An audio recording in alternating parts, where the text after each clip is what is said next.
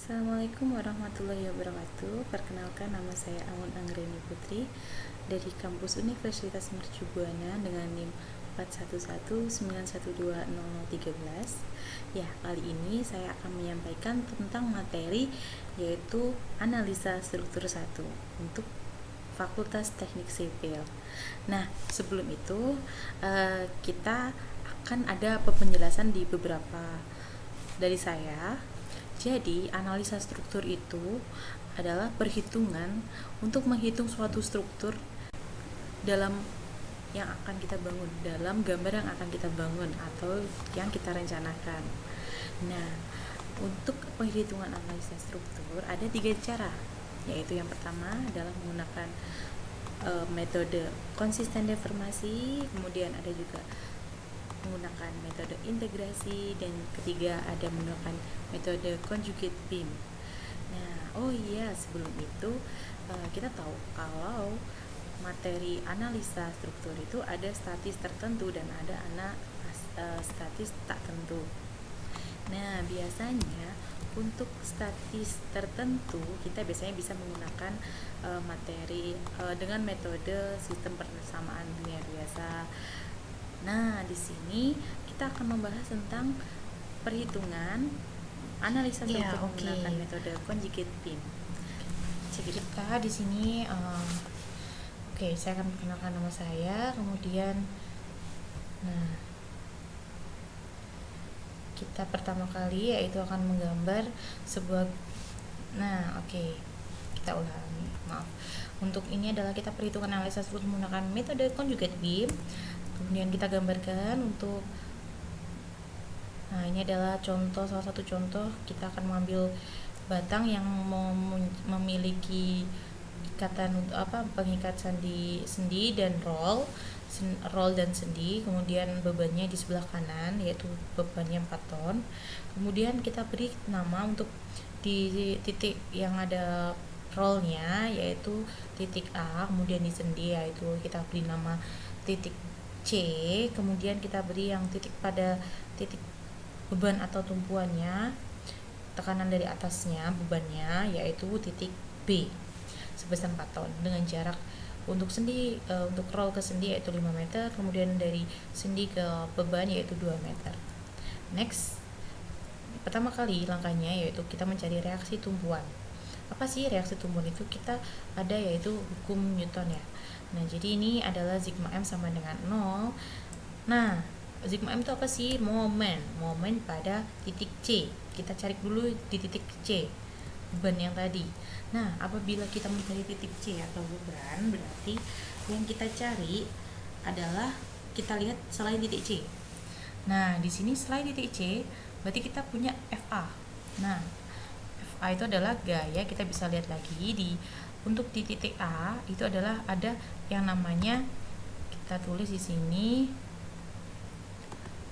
Nah, di sini adalah ada yang gaya ke atas ini. Kita sebut ini titik VA. Nah, kalau roll pasti dia akan ada.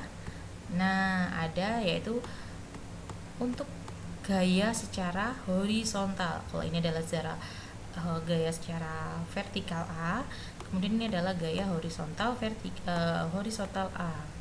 Nah, kalau sendi dia hanya memiliki satu gaya, yaitu gaya tekan ke atas atau VC. Nah, kemudian di sini adalah titik B. Nah, ini gaya tekannya. Nah, kalau misalnya kita mencari sigma M di titik C ini, nah berarti yang kita lihat adalah titik A dan titik B. Nah, berarti kita tahu dong kalau misalnya titik VA ada jarak sebesar 5 meter. Berarti momen di titik C ini berarti ada yaitu gaya A dikalikan dengan 5 meter. Nah, kemudian kita lihat titik B. Nah, kita tentukan positif atau negatifnya, yaitu dari arah jarum diam atau berlawanan arah. Nah, kita lihat dari titik B. Kita menuju titik C ini, kita harus, dia kan hadapnya ke bawah gini, gak bisa dong dia gini. Nah, yaitu dia harus lompat atau pergi ke titik sini kan. Nah, berarti dia harus berlawanan. Jadi dia tik tik tik tik tik tik tik tik tik, dia berlawanan arah. Nah, ini baru dia ketemu titik C ini. Nah, berarti kita sebutkan berarti minus P dikalikan dengan jaraknya, yaitu adalah 2 ini. Oke, next ya. Nah, berarti sigma M sama dengan sigma M C titik C yaitu sama dengan 0, berarti VA. Kemudian kita lihat dulu nih. Untuk VA dikalikan jaraknya yaitu 5 ditambah sama dengan P dikalikan 2. Nah, kita pindahkan 8-nya jadi sebelah kanan, kemudian ketemulah kita nilai dari gaya ke atas atau gaya ke atas di titik A, yaitu sebesar negatif 1,6 ton. Nah, selanjutnya yaitu sigma M sama dengan sigma MA atau di titik A. Berarti yang kita lihat adalah selain titik A. Nah, selain titik A, kita tahu tadi kan ada gambar, kita gambarkan di sini. Nah, ini titik A, ini titik oke, misalnya di titik sini ada tadi titik C, ini titik A. Nah, di sini adalah titik P untuk bebannya tadi ya. Nah, kemudian berarti apabila kita cari di titik A dan yang kita lihat adalah titik C. C tadi memiliki gaya ke atas. Ya kan? Nah, berarti ini kan jaraknya 5 meter. 5 meter, kemudian ini adalah 2 meter. Berarti negatif VC karena dia menuju titik A, dia harus tek berlawanan arah. Berarti ini adalah negatif VC dikalikan jaraknya adalah 5. Nah, kemudian ditambah dengan B itu kan ini arahnya tek. Nah, berarti searah jarum jam menuju titik A ini loh, searah jarum jam gitu. Jadi nilainya adalah 28. Kita ketemu VC 5 adalah VC dikalikan 5 sama dengan 28, ketemu adalah titik G di titik C adalah 5,6 ton. Next yaitu sigma V sama dengan 0. Nah, jadi kalau kita sudah menemukan nilai titik A dan titik C, kemudian kita cek apakah betul persamaan yang kita buat tadi. Kok bisa betul apa enggaknya, kita harus cek. Kalau misalnya ternyata ada nilainya yang salah atau kurang, berarti ada 2 kemungkinan, yaitu bebannya itu kita nggak cukup atau bakal ada crack atau ada patahan atau gimana. Nah, kita cek lagi nih di sigma V sama dengan 0, yaitu gaya di bidang datar ini secara gayanya yang ke atas sama ke bawah, karena kita bicara tentang V ya. Nah, kemudian kita lihat, nah di sini ada gaya ke atas tadi kan VA, kan ada gaya ke atasnya VA, gaya ke atasnya VC, kemudian gaya ke bawahnya B atau beban ya, yaitu adalah kita masukkan nilainya min 1,6 ya, kemudian ditambah dengan 5,6 dikurangi sama 4 ton, dan hasilnya adalah 0. Oke, berarti betul sekali. Nah, sekarang kita adalah melihat sigma hanya untuk apa? Kan di sini kan ada roll kita tadi kan, karena ini adalah ada titik A, ini adalah roll, berarti kita harus cek ada nggak sih beban yang secara horizontal atau tekanan yang arahnya ke kanan dan ke kiri gitu. Jadi next, ternyata 0 karena dia tidak memiliki tekanan secara horizontal. Oke, next kita gambarkan. Sekarang kita akan menggambarkan, kita gambar ulang dan kita akan mencari bidang momen. Cari bidang momen bagaimana caranya? Kita tadi memiliki jarak ya, mulai dari jarak titik A, jarak titik C, kemudian jarak titik B. Nah, selanjutnya yaitu kita mencari bidang momen di X sama dengan 0 atau titik 0. Berarti apabila kita mencari nilai momen di titik 0, tidak ada yang gaya yang bekerja di situ kan, karena momen di titik 0 ya jaraknya 0, jadi hasilnya ya tetap 0 gitu. Sebenarnya ada gaya yaitu gaya VA, tapi dikalikan jaraknya 0 jadi sama dengan 0. Oke, sekarang kalian bisa menghitung satu-satu ya, tapi kalau saya lebih memilih 3 titik, yaitu titik 0, kemudian titik tengah-tengah ini ya saya ambil acak ya, saya ambil 3 meter, pokoknya di antara titik A dan titik C saya ambil 3 meter, kemudian saya cari di titik sini yaitu 5 meter, saya ambil titik 5 meter, kemudian saya ambil di titik 7 meter. Oke, next. Nah, X sama dengan 3. Nah, masukkan nilai dari momen 3. Jadi, ketika jaraknya 3 itu kita ada yaitu gaya ke atas tadi kan, VA. Kita hitung VA-nya. Nah, masukkan nilainya dikalikan dan ternyata di titik 3 meter kita memiliki bidang momen sebesar negatif 4,8 ton meter. Next. Nah, untuk yang titik ke 5 meter kita hitung. Jadi gaya apa aja sih yang bekerja di titik ketika dia jaraknya adalah 5 meter.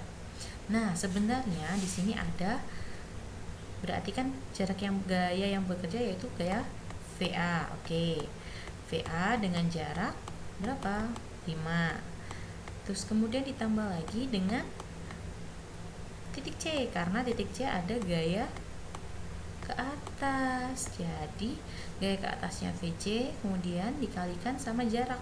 Nah, kalau misalnya titiknya di 5 meter, jaraknya berapa dong? Ya 0 dong. Berarti VC dikalikan jaraknya adalah 0. Maka di sini tahuin bahwa VC sama dengan 0. Kita hitung dan hasilnya adalah negatif 8 ton meter. Next, yaitu titik ke-7, kemudian titik ke-7 yaitu VA dikalikan 7 meter, sama seperti tadi ya, yang pasti dia sudah memiliki jarak 7 meter untuk ke titik 7 meter. Kemudian VC nya udah ada nilai, yaitu VC adalah kalau 7 meter berarti kan otomatis dari titik, kita ambilnya dari titik ini ya, dari kiri ya, kemudian ke kanan 7 meter berarti kan di sini nih. Nah, jadi VC nya dikalikan 2 meter. Nah, oke, next. Berarti ketemulah hasilnya yaitu negatif 1,6 dikalikan 7 ditambah sama 5,6 dikalikan 2 minus 0 sama dengan 0. Jadi di titik 7 bidang momen yang kita yaitu adalah 0 ton meter. Nah, selanjutnya kita gambar ulang. Ini kita gambar ulang jaraknya, kemudian kita hitung. Nah, bidang momen tadi kan kita 0. Nah, kemudian kita gambarkan dari nilai sebelumnya yaitu 0, minus 4,8, minus 8, dan 0. Kita gambarkan di bidang yang kita sudah punya ini ya, dengan jarak yang sesuai dengan tadi ya. 0, kita nilai dapat 0. Kemudian selanjutnya yaitu titik 3 meter. 3 meter kita mendapatkan nilai negatif 4,8. Negatif bidang, kita sepakati bahwa di atas untuk bidang momen di atas garis 0 yaitu nilainya negatif, dan di bawah garis 0 nilainya positif. Nah, kemudian kita gambarkan. Nah, ketemulah dari hasil titik-titik yang kita sudah cari tadi, 0, negatif 4,8, 8, dan 0, ketemulah. Nah, gambar seperti ini. Oh iya teman-teman, jadi kalau ini untuk persamaan biasa ya, kalau misalnya dia beban titik seperti ini berarti otomatis dia garisnya lurus, tapi beda lagi nanti adalah ketika dia adalah bebannya merata, berarti kita membuat titik-titik dari bidang momen tersebut harus kurva atau curve. Oke, next. Nah, ini adalah titik 8 ton meter. Nah, sekarang next kita mencari bidang lintang atau D. Nah, sama ini caranya sama seperti yang tadi. Dalam gambar tadi kita tetap cari di titik 0. Jadi apa sih gaya yang apa sih yang bekerja di titik 0 itu tadi? Nah, ternyata di titik 0 itu tadi gaya yang bekerja yaitu VA. Yaitu kita masukkan nilainya min 1,6 T. Nah, untuk jarak 3 meter tetap, jadi di dalam jarak 3 meter itu tidak ada di sebelah sini, jarak 3 meter kira-kira di sini itu tidak ada gaya lagi selain gaya dari titik A. Nah, kemudian dari titik 3 tetap nilai VA. Kemudian titik 5, kita lihat lagi titik 5. Kenapa titik 5? Di sini ada 5 meter, di sini ada gaya yang bekerja ke atas dan ke bawah, ada titik A dan titik C. Berarti kita jumlahkan karena searah, yaitu ke atas semua ya. Berarti adalah positif gaya VA ditambah dengan positif gaya VC. Nah, hasilnya yaitu min negatif 1,6 ditambah 5,6, yaitu mendapatkan hasil 4 ton. Jadi, untuk jarak 5 meter, titik D-nya yaitu D5, yaitu 4 ton. Kemudian, untuk jarak 7 meter. Nah, jarak 7 meter kita tulis tuh. Nah, kita cek lagi. Nah, di gambar ini untuk bidang itu di titik 7 meter berarti ada 3 gaya. Nah, yaitu adalah gaya ke atasnya VA, kemudian gaya ke atas lagi VC, kemudian ada gaya yang mengimbangi yaitu gaya paton, yaitu gaya ke bawah beban ya. Bebannya adalah 4 ton dan berarti min negatif ya. Jadi hasilnya adalah 0 ton. Setelah kita mengetahui jarak-jarak titik-titik tersebut, kemudian kita gambarkan di dalam gambar bidang. Nah, kita sepakati apabila bidang lintang kita menyebutnya dengan positif dan negatif. Untuk yang di atas titik 0 kita menyebutnya dengan positif, tapi negatif di bawah. Oke. Oh iya, teman-teman, ini saya ada salah nulis nih, jadi ini bukan ton ya, tapi ini bukan ton meter ya, tapi ini ton biasa, karena untuk yang gambar bidang momen baru ton meter karena dia dikalikan jarak. Momen tuh kan butuh jarak tuh. Nah, next kita gambarkan. Oke, nah ini 1,6. Nah, setelah bertemu hasilnya seperti ini. Kemudian kita mencari dengan metode conjugate beam. Oke, kita gambarkan dulu titik yang tadi, bidang momen tadi. Nah, apa sih conjugate beam itu? Jadi, conjugate beam itu adalah ketika kita memiliki suatu roll dan sendi. Nah, kita mengubahnya salah satu menjadi penjepit. Nah, penjepitnya kita bisa memilih. Nah, kita ambil yang dia ada bebannya ini. Jadi ada bebannya ini, kita ambil penjepit di titik B. Kita sebut dengan B aksen. Kemudian ini adalah C untuk titik yang ada sendinya tadi yang kita coba hilangkan dulu untuk cara menghitungnya. Kemudian untuk yang roll kita tetap adakan. Oke, next. Nah, nih. Jadi gimana sih caranya menggambarkannya? Kita ambil 3 bagian, teman-teman. Jadi kita ambil 3 bagian. Kita nanti akan menghitung 2 kali ya. Satunya di titik sebelah sini kiri dan satunya nanti sebelah sini lagi. Tadi kan ada segitiga ya. Oke, next. Untuk pertama kali kita harus mencari nilai radius. Jadi radius maksudnya apa sih? R. Nah, kita pernah belajar yaitu mengenai titik pusat. Nah, ini kalau misalnya segitiga titik pusatnya di mana? Nah, gitu kan. Nah, karena ini segitiganya siku-siku yang tidur, maka kita bisa hitung dengan cara R. Apabila untuk di sebelah kiri, maka kita menghitungnya adalah ini kan sebenarnya titik pusat, kalau kita hitung dari bawah ke atas ini adalah sepertiga kan. Sepertiga dikalikan jaraknya, kemudian dikalikan apa? Yaitu P atau bebannya.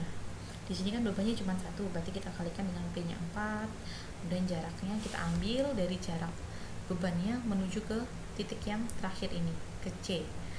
Nah, dibagi dengan EI. Apa sih EI itu? EI itu adalah modulus elastisitas. Gitu ya, teman-teman.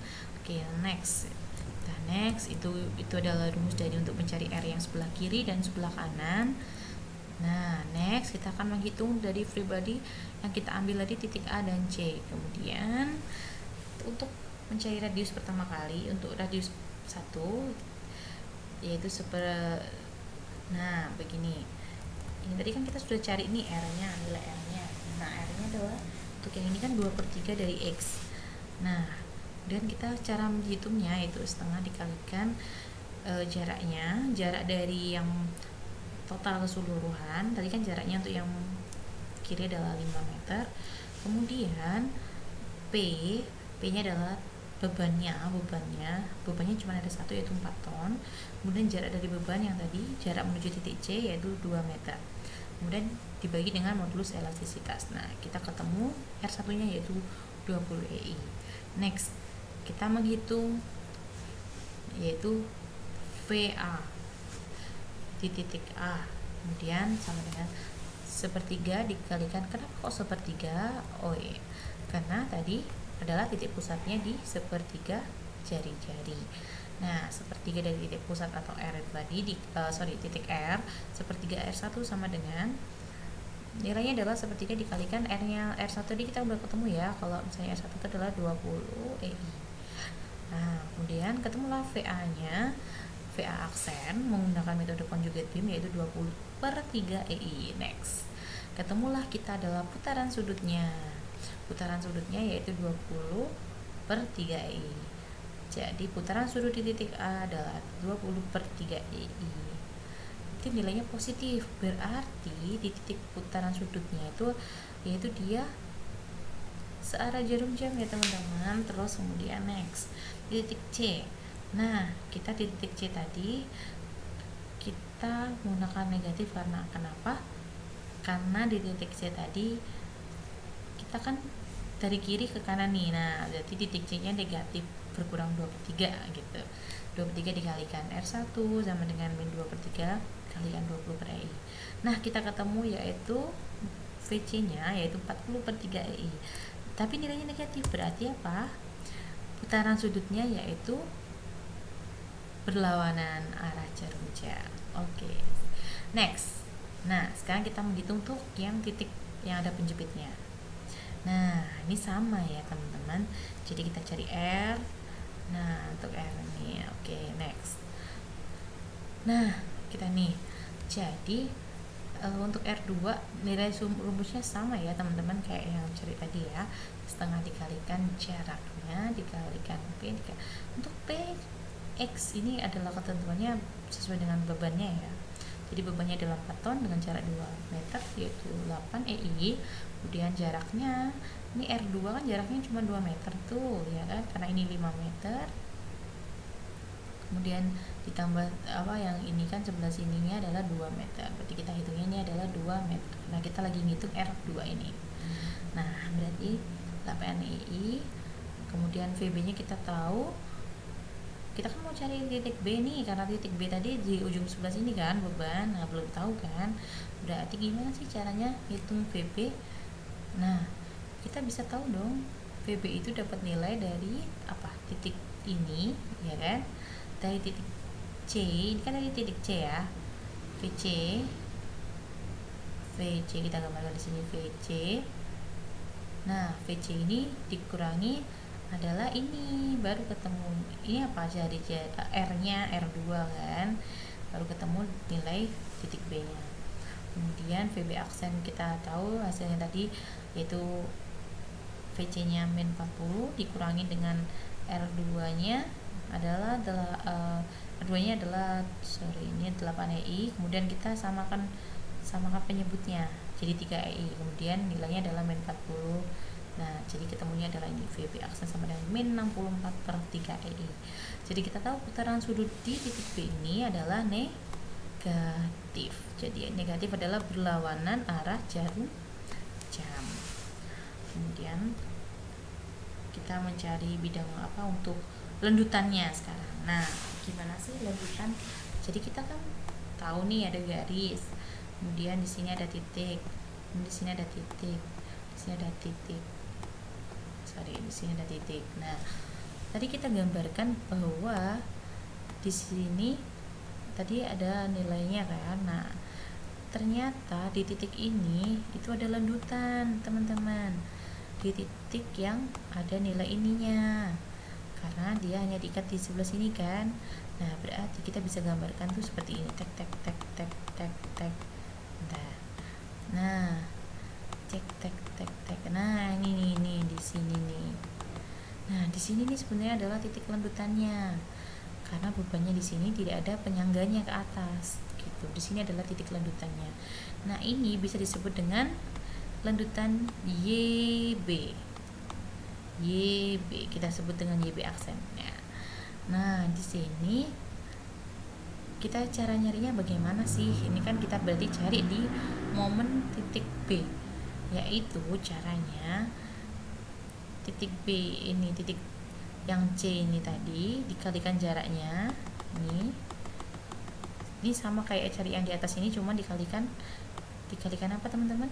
Jarak. Ya betul, kita kalikan jarak untuk mencari setiap momen. Nah, berarti VC dikalikan sama jaraknya 2 meter, kemudian dikurangi sama jarak ini, R nya R2 dikalikan jaraknya berapa? Ya, jarak X nya yaitu adalah 4/3.